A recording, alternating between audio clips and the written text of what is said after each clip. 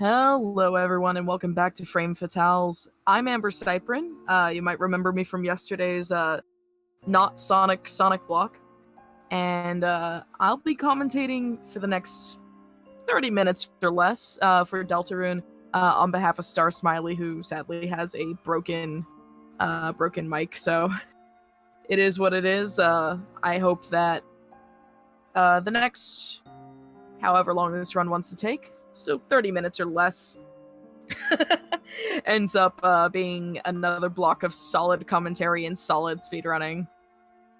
Yep, that didn't take long. It took, what, all of 30 seconds for me to use the word solid? Alright, everyone. I think if starsmiley is ready to go, this is going to be the any % new game plus category. So there's not too much to address. Just to let you all know, you'll have to have completed the game once previously to have access to New Game Plus, and we start with an empty save file and set the text to Japanese. So, starsmiley, I'm waiting for a cue for you to be ready to go, and I will count you down.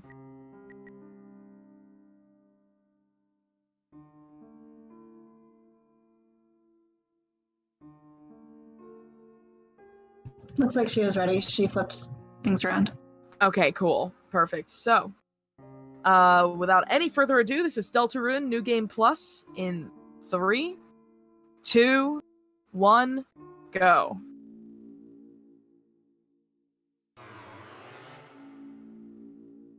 Alright, so we're going to start right here in the prologue, and you can't see the keyboard inputs, but starsmiley does play on keyboard. We keep Shift and Control held down either via sticky keys, a function in Windows, or with a weight on them, because that allows us to skip text faster. However, that's not perfect, so you spam Z and Enter when you're skipping text. And here in the prologue, we're creating our avatar, and our choices don't matter. Who are we kidding? This is a game that likes to teach you that your choices don't matter. So we just do the fastest inputs for naming ourselves, naming our avatar, and then we just throw the whole thing away. But that brings us right into the very beginning. And we have Toriel, our goat mom, here, and she's telling us that we have to get up out of bed and get ready for school, and we don't really want to do that. We're gonna go right back to bed. Let's actually get the run started. So we're gonna make Chris. This is Chris, our main character. We're gonna make them get up faster, and it looks like we didn't start with the wrist protector. Is this not New Game Plus? I did not see the wrist protector. There's an item in this game in New Game Plus called the wrist protector that allows us to skip text by holding a single key, and that's not perfect. So yeah, we're gonna be wrist protectorless, which is fine. It doesn't really affect too much, but we're gonna be holding a lot of right during here at the very beginning, solving some very, very rudimentary puzzles and dodging some very, very easy bullet sections here. But this is our first introduction to Susie, who's our classmate, very surly, kind of like me when I first wake up for work. And she doesn't know what's going on. You don't know what's going on. We don't know why we're in this dark world. So, anyways, we're going to be heading here to the right. There's a lot of heading right.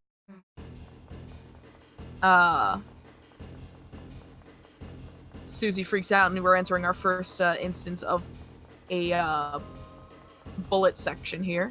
We're just making sure we hold right through pretty much this entire section. We don't want to stop because we will lose momentum to avoid getting hit, which we don't want to do. Actually, I'll talk a little bit about the movement in this game. It's not quite like Undertale. If anyone's familiar with an Undertale speedrun, you can generally run against walls, and as long as you're holding a lateral direction, you can, run up against a wall and everything, and not lose any speed. But if you bump into things, it does make you lose some momentum. You have to spend a very tiny amount of time building up speed again. So generally speaking, you don't want to hit walls, you don't want to hit corners, and in some cases, losing all your momentum and having to build it back up can make you fail encounter skips later on in the game. Because unlike Undertale, where you had random encounters, the encounters in Deltarune actually are predetermined. Like, they come after you, and you can see them in the field. But this is Lancer. Are bullets RNG or are they scripted? I actually don't know off the top of my head. I don't run Deltarune for reference. I'm familiar enough with the run to be able to commentate it, but not familiar enough to be able to tell you what is and isn't fully RNG. But yeah, like I said, this is Lancer. He is our friendly neighborhood nuisance. And we're actually trying to make sure that we swat Lancer away. This fight optimally can take 3 turns. But you have to make sure in the battle system that you time your attacks perfectly. But you did see starsmiley deliberately take damage with Susie, and we actually want this to happen because I'll explain when it becomes more relevant. But there is a certain fight where we want Susie to have less HP at the beginning for, and we've now introduced ourselves to the fluffy boy Ralsei, who is small, round, adorable, and sweet. And very magical, but not very strong. But he is our precious floofy goat boy. And this magical door, and by magical door I mean just giant door with a Deltarune sigil on it, leads us to the Fields of Hopes and Dreams, which, by the way, this is my favorite music in the game coming up. Shoutouts to Toby Fox for the amazing soundtracks. But anyways, we're introduced to our first sets of encounters. These are... Oh, ignore Lancer. He means nothing right now. But these are Rudins. We're actually going to make sure that we skip these Rudin encounters as best we can. They do have limited range of movement, and in most cases, early on, and also... they can get bumped against walls and everything, so we use that to our advantage to lead them around and avoid them. Meanwhile, these are Hathies. They are they're actually a good time for me to explain sparing and TP and everything. So you actually notice when we get close to various attacks during their animations, you'll see like a white border around the heart that represents us. When that white border appears, we're actually gaining TP, which is, I believe, technical points or technique points. So what those do is that they earn us more money. The more we bank, the more magic we can use, the more techniques we can use. If we keep banking them, they don't roll over into the next fight. They turn into like money and stuff like that. So Susie is sort of joining us. Sort of. Yes, my name is Amber Cyber, and I'm doing the commentary here. Star unfortunately has a dead microphone, so rest in peace, microphone. So that's why I'm here. But anyway, Susie has joined us, and Susie, we cannot control what Susie does, which is really, really unfortunate, because all Susie wants to do is destroy people. Susie is just doing her own thing. Meanwhile, we have Ralsei and Chris, who we can fully control. And we're going to see a demonstration, like, right about here. Susie is going to decimate one of these jigsawries. You know, saying the name out loud, I just realized it's the word sorry. Like, oh my god. I have been up way too long for this. Once again, this is wonderfully sleep-deprived commentary coming off of an overnight shift. But anyways, we're gonna try to solve this puzzle really quickly, as best we can. It's making me flash back to when I realized in Undertale, but it refused was actually a pun. So, welcome to Checkerboard. We don't want to get touched by the white, or else this happens. It ends up warping us back to the beginning of the path. We don't want that. So we try to move up and down while holding right to be able to do that, to avoid the white floor tiles. And this one's not very difficult. And here's Lancer again, just kind of trolling it up. I wish I could tell you what these jokes are. I don't remember the dialogue in this game anymore because I've seen all the runs recently have been in Japanese text because it is faster. That is actually an important thing to note, is that the reason why we run in Japanese is because it's faster. So now we've got another set of white blocks here. It's not super tight movement. This here, though, is. If you get bumped twice, you end up in an encounter like so. And our job is to fight enough or progress enough in the fight to be able to spare the enemies. That's just being able to get rid of them without fighting them. And not letting Susie absolutely destroy them.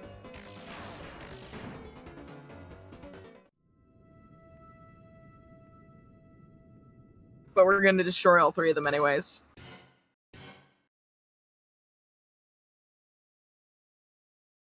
So, this hallway introduces K round, or King round. This is actually the reason why we wanted Susie to be damaged. If she ends up targeted, we want her to die in this fight. Because if Susie is dead, she doesn't spend time doing her attack animations. And attack animation, like attacking K round, does absolutely nothing. He'll heal himself with soy milk, or rather almond milk. And we have a dead Susie on our hands. That is fantastic. So the whole point is we're trying to get the crown knocked off K-Round's head. And actually, I realize now that the name is Crowned. It is once again another pun, and I'm actually rather upset.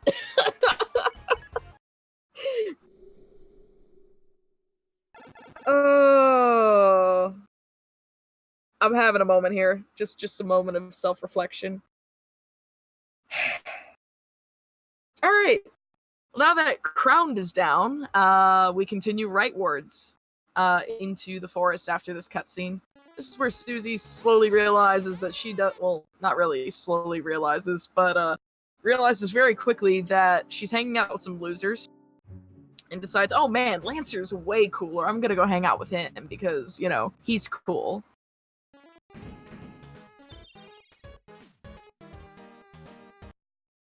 But now we're in the forest, and this is going to be a lot of Lancer and Susie shenanigans. They're trying to act cool. They're trying to act like they're this supreme evil team. They're not, and we're trying to make sure that we don't, in this room in particular, that we don't end up encountering the words and phonetic sounds. That's what we're trying to avoid. Words and phonetic sounds.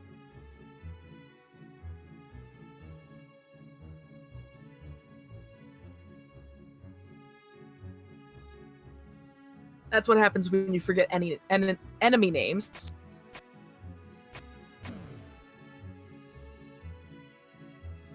But now we've got perplexing puzzles with these card symbols here, and we've got. Where am I in my notes? My apologies. I think I've skipped a little too far ahead in my notes.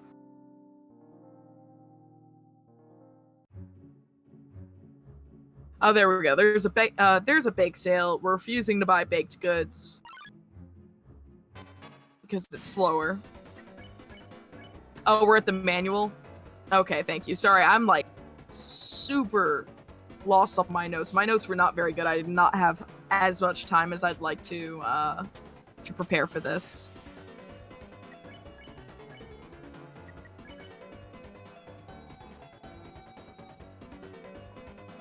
But yes, to answer the question, is this Undertale? The answer is no. This is Deltarune, or Delature, or Delatrune. I once ran a marathon. I organized a marathon, and I typoed Deltarune on the schedule, and it stayed like that the entire time. I misspelled it as Delatrune, and Isn't it great when no one tells you? yeah, no one told me, and then the rest of the group proceeded to just do that. Like when they put it up on the overlay, they deliberately kept the misspelling just to spite me. It's It okay. became the meme of the marathon. I found out I made up an entirely new day today. And what day did we make up? Tuesday exists. Tuesday? Thuse. Thue. Tuesday. But yes, that was Muffins. The second disembodied voice was our wonderful Muffins. So thank you so much for making me feel less bad about my typos. No, I heard Tuesday. Duesday. Anyways. We are now in the Maze of Doom, as I, put myself back in reality by putting myself in the Dark World. The entire point is that Susie and Lancer can't figure out their way out of a paper bag, let alone a forest maze. And we will take that save there to be able to heal ourselves. Now, earlier in the run, we ended up building a butt thrashing machine. That's what I'm using. And no matter what we do, they hate our design. They're like, your design sucks, so it blows up. And they decide they're gonna fight up. So the whole point of this fight is we want to actually get Lancer to, I guess, have a heart. We're actually trying to spare Lancer and avoid Susie's attacks. You can put Susie to sleep in this fight, I believe, if I'm not mistaken.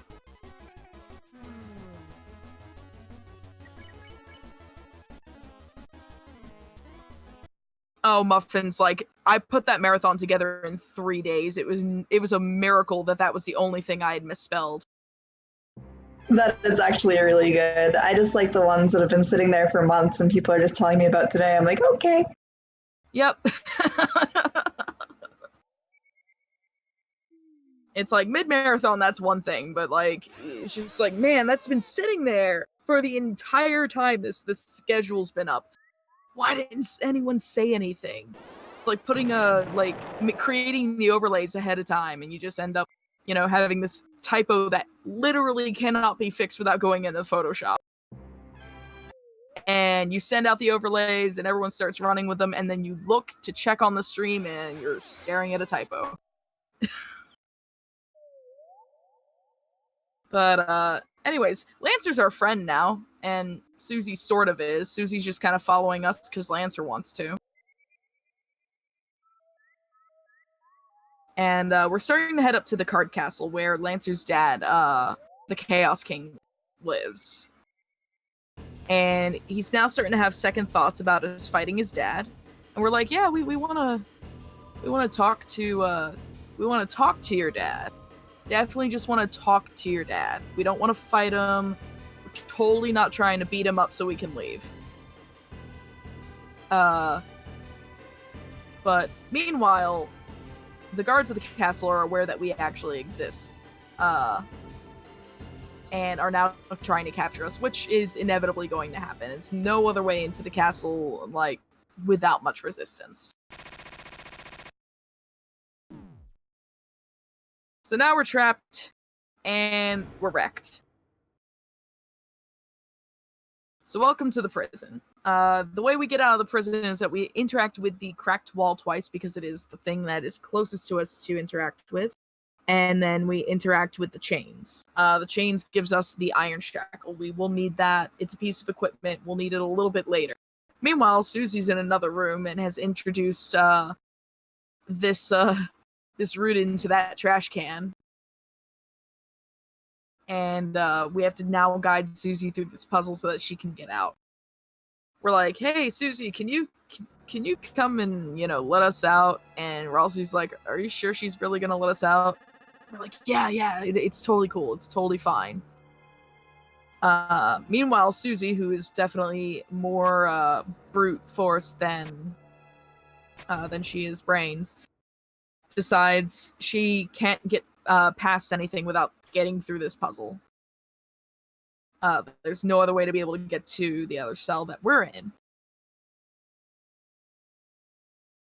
And this is where she starts confronting Lancer, and there's this... If this were in English, I'd be able to tell you exactly what's going on. But, Lancer's just like, I can't let you pass. Susie's like, I will crush you. You should let me pass. And Lancer's like, no, not moving. Then we enter the auto-scroller of the fight. So we're just gonna let this fight play out. It literally plays itself. And now's the time that I'm happy to just kind of take questions about the run, maybe questions about the game itself, maybe questions about frame fatales. Or we can even talk a little bit about one of the things I'd like to say. I'm going to PBS it up a bit if y'all don't mind. So, long story short, GDQ hotfix, tree fort, frame fatales, all of these things. These things are brought to us by, the whole reason they even happen is because of the support of viewers like you. And that's through bits, through subs, even through just watching, hosting, talking about it, sharing it with a friend, that sort of stuff. All of that happens because of you. So if you like what you see, consider cheering bits, consider subbing. You get access to emotes if you do subscribe. If you have a Twitch Prime sub, you can absolutely use that as well. But thank you all so much for continuing to watch and support Frame Fatales, GDQ Hotfix, and Games Done Quick in general. It's much appreciated. Do you mind if I take that question from chat about if Frame Fatales is a regular thing? Absolutely. Yeah, it's going to be twice a year from now on. So, just to answer that, so Frame Fatale will be twice a year. And we're going to be announcing the next one at the end of this marathon. Oh, excellent. So, Frame Fatales is an all, words and sentence structure. Frame Fatales is a marathon that is run by all women. So it's a speedrunning event showcasing the women of the community. Exactly what Moobot said. I'm gonna steal Moobot's words right now. We're running the commentary. We like showcasing game development, support roles such as art and production, all that sort of stuff. It is by the women, for the women, and for your viewing pleasure. Anyways, now that we're out of the prison and Susie has actually joined us for real, we are now in the card castle, and this actually is home to some of the harder skips. Specifically, I'm talking about Head Hathy skip, which I think might have already passed. Did I already miss that, talking about Frame Fatales? Or am I actually just completely losing my mind?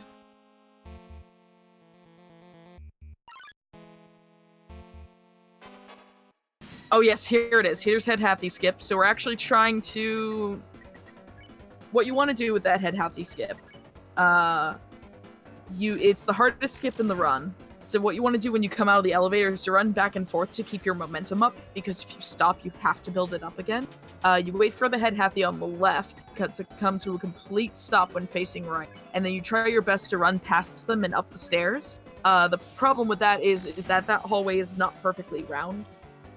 You can, in fact, just bump into things. And if you bump into things, well, there goes your momentum.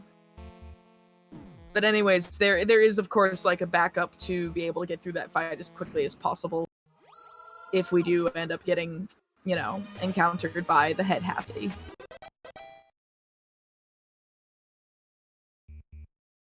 But what we're trying to work our way up to is the Chaos King.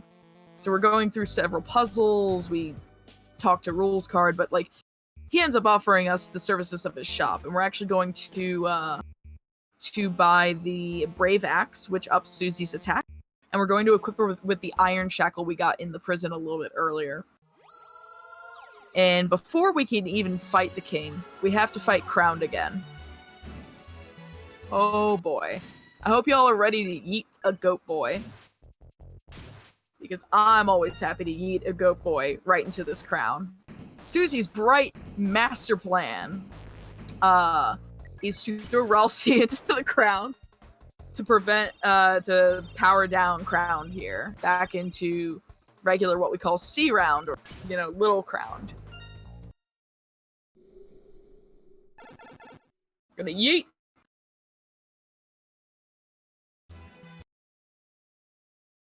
And just like that, Crowned is no more and just kind of rolls off. I see those TGH yeets in there.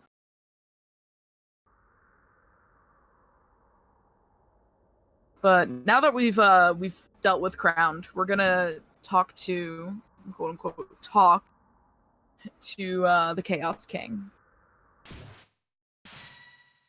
So the general idea is that ideally we want to end this fight in 10 turns. That's done by we take advantage of Susie's upped attack with the Brave Axe, and she has an ability called Red Buster. And Red Buster and Rude Buster, which is her magic ability, have a very unique property. For some reason, during the animation of it, you can actually mash certain keys. I'm trying to find exactly what keys those are.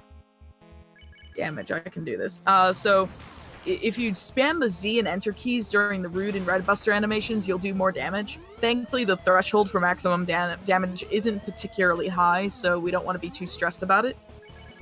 We also want to make sure that we earn enough TP by dodging the King's attacks. I have a question about the bullets. Are they scripted or are they random? Do you know? I did see a question like that earlier. I don't know if they are exactly random or I'm not sure if their placement is RNG. For example, especially the field bullets, I don't know if they're RNG at all. I am not familiar enough with this run or with this game to be able to tell you 100%.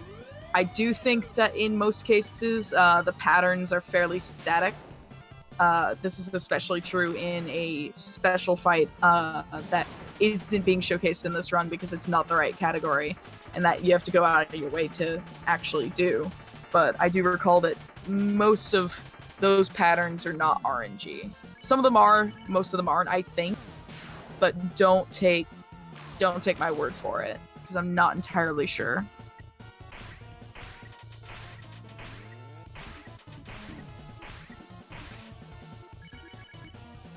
But generally speaking, what we're trying to do here, the other way you can actually beat the Chaos King, and by beat I mean end the fight. It takes 13 turns if you just defend with everyone every single turn.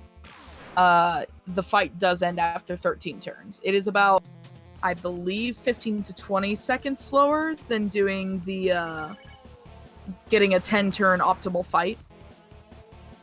But it is definitely a way to end the fight somehow.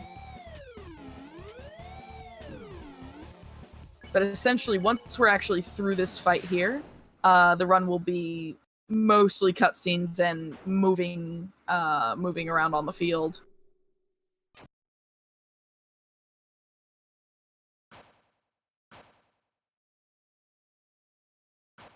So Chaos King is down, and per the lore that I'm sort of pulling out of thin air off of, a little bit of memory and a little bit of animation, Ralsei decides it's a good idea to heal the king who literally just tried to kill us for 10 turns, and everything starts kind of running out of control. And the king's like, "You're foolish. Why are you, like, why would you heal him? Like, Ralsei, please." Meanwhile, Susie's like, "I'm not letting you touch my friend." That all, great stuff. Wholesome. It's so wholesome. It's solidly wholesome.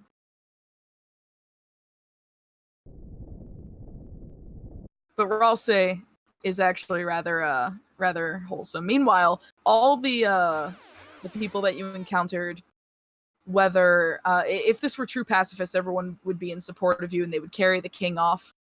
We may or may not have fought a few too many people, and we instead had Ralsei put the king to sleep because nobody wants to see us off.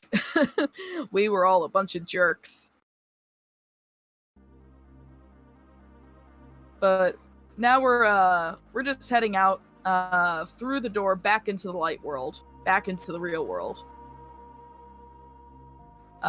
So believe it or not, one thing that we skipped at the very beginning by going back to bed was this whole sequence where Toriel drives us to school. We meet Susie. We learn Susie's the school bully that no one really understands because, they're too afraid to talk to her. She's just very, very misunderstood. And then we end up trapped in this room. And,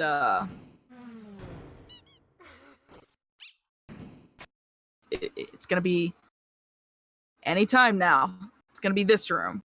You'll actually notice what's really cool about this room is if you take a really close look, you can actually see bits and pieces of like the set pieces from the various places. So checkerboard, the fields of hope and dreams, the forest, the card castle, stuff like that. And I actually think that's a really, really cool touch. So next time you end up in that room, if you ever play through this, just take a look at that. And just see how many different, like, nuances you can spot. But now we're just gonna go straight back home. School was boring. We're like, alright, we're out. We're going home. I'm going to bed. I'm not dealing with this. Hi, Mom. I know I'm late. And time. I completely forgot that time was coming up, so time was probably like... I found the button eventually. Yeah. Well, guesstimate. Yeah, this is, as someone in chat said, this is a very amazing, cute cutscene. Nothing horrific going on whatsoever. Nothing really creepy going on. Avert your eyes. But no, seriously, GG to starsmiley. I want to thank Star for having me on for commentary, and Muffins for joining with the anecdotes and making me feel better about my typos. I'm certainly not the worst typo I've ever done, so... And, oh god, as I smack my microphone, I'm so sorry. Thank you all for having me for Frame Fatales. I can words. I need to go to bed again. As per usual. Actually, I need to finish packing for a trip and then going to bed. But anyways, give starsmiley a follow. Give all of the wonderful women who have been running in this marathon follows. If you like what you see, consider subbing or cheering bits or just continuing to watch. Got a whole other day and some change for this marathon, so I hope you all enjoy it. Once again, my name has been Amber Cyprin, and I have joined you one last time for Deltarune, and that's going to be it for me for this marathon. But I'm going to go ahead and turn it back over to Muffins. What's coming up next? We got the Bonk 3 tasks. Excellent. Task showcases are always really cool. Definitely recommend sticking around. Definitely watch that, and y'all have a great rest of your day, evening, afternoon, whatever it may be.